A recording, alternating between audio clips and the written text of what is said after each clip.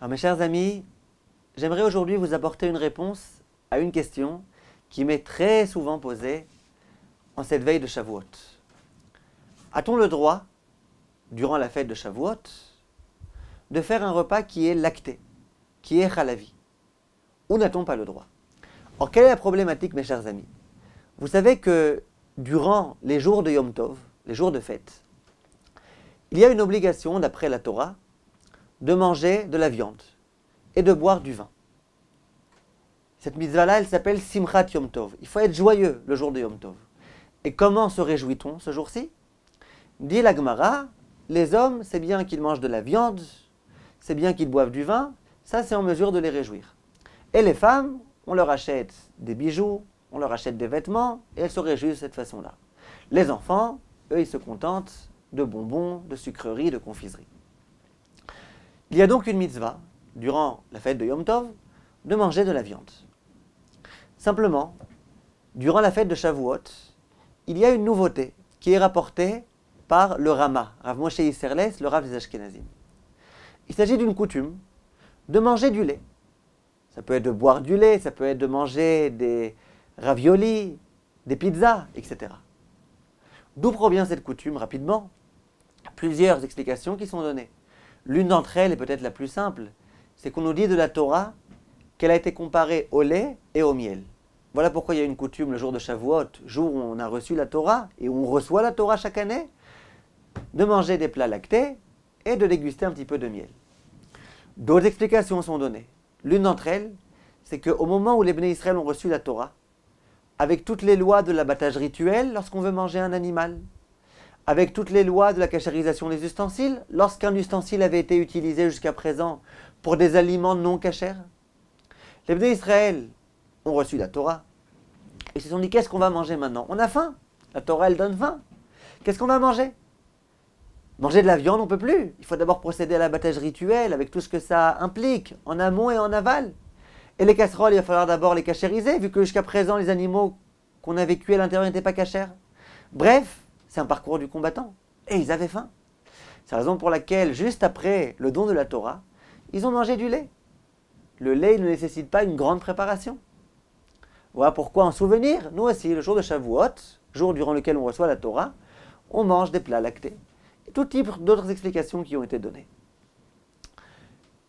Le problème qui se pose, c'est alors que faire? On mange du lait ou on n'en mange pas? Il faut manger du lait, il faut manger de la viande. Un même repas, manger et du lait et de la viande, c'est extrêmement compliqué. Il y a des lois de Bassar Bechalav qui interdisent, au cours du même repas, de manger des plats carnés et des plats lactés. Alors que faire?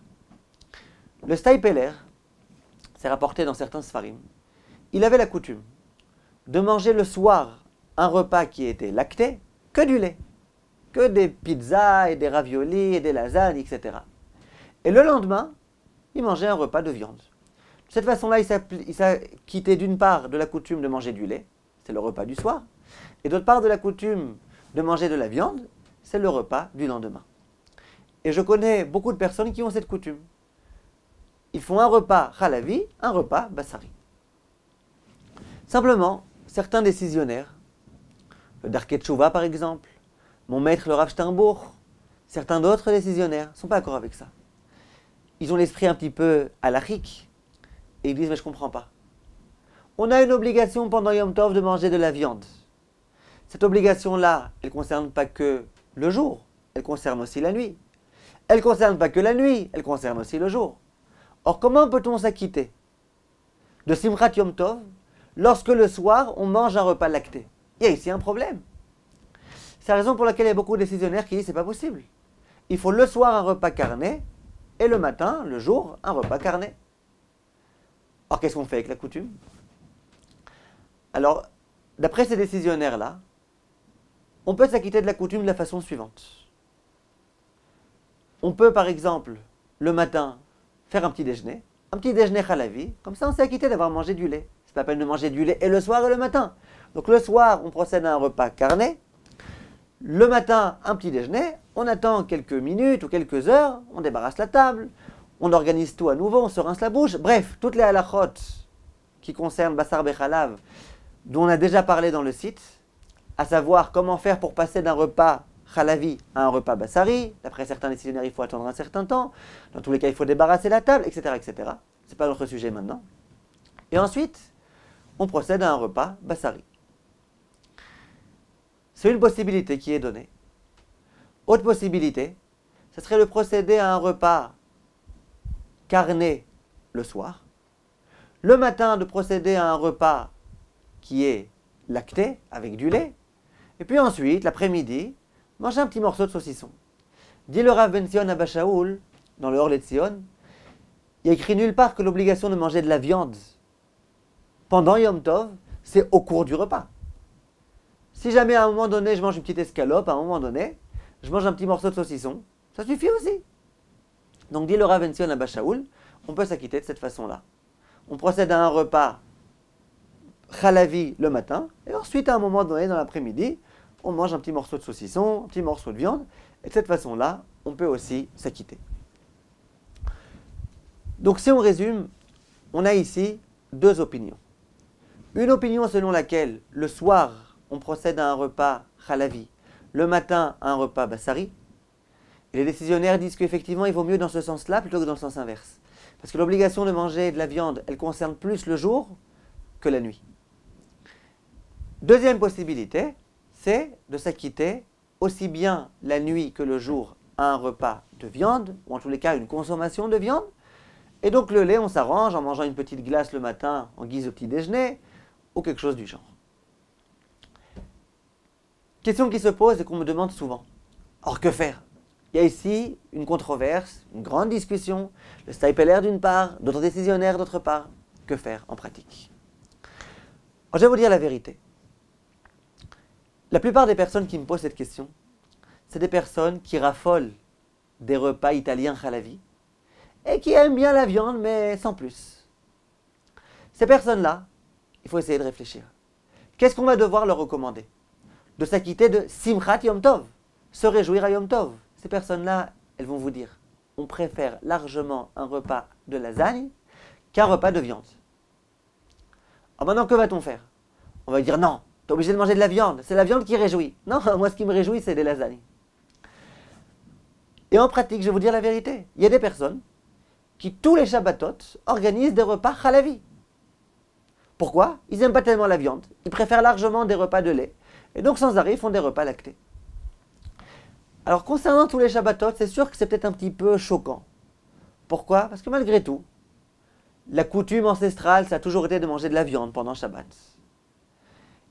C'est la raison pour laquelle on n'aime pas tellement commencer à modifier ces coutumes-là.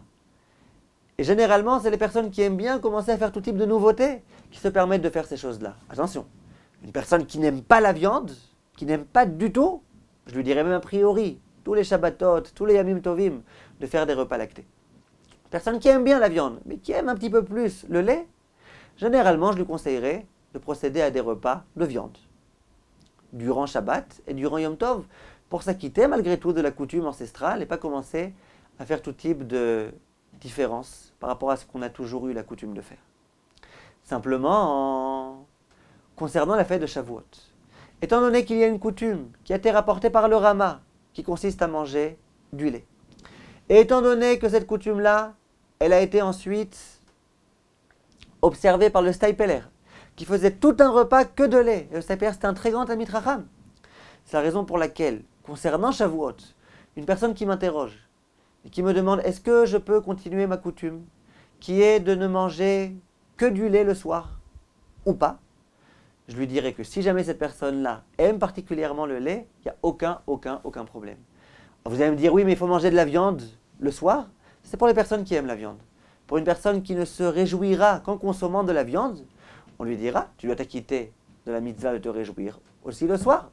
Donc arrange-toi, mange le soir aussi de la viande. Mais par contre, une personne qui me dit, moi je me réjouis beaucoup plus en mangeant du lait. Le seul problème, c'est qu'en général, on n'aime pas faire des nouveautés. Or sache qu'à Shavuot, ce n'est pas une nouveauté, parce qu'à Shavuot, il y a de très grands rabbanim qui avaient cette coutume-là, et donc tu peux sans aucun problème continuer cette coutume. Une personne qui me dirait, moi j'adore la viande, il n'y a que ça qui est capable de me réjouir. Le lait, pas tellement. Simplement, mes parents, ils avaient la coutume toujours de faire tout un repas de Shavuot que sur du lait. Ces personnes-là, je commencerai à me poser la question. Est-ce qu'il vaut mieux qu'ils continuent cette coutume-là de leurs parents? Ou est-ce qu'il vaut mieux peut-être qu'ils essayent de s'acquitter et de la coutume des parents et de la coutume de manger de la viande en procédant à l'un des conseils que je vous ai donnés? Kol tov, mes chers amis, et Chag Sameach.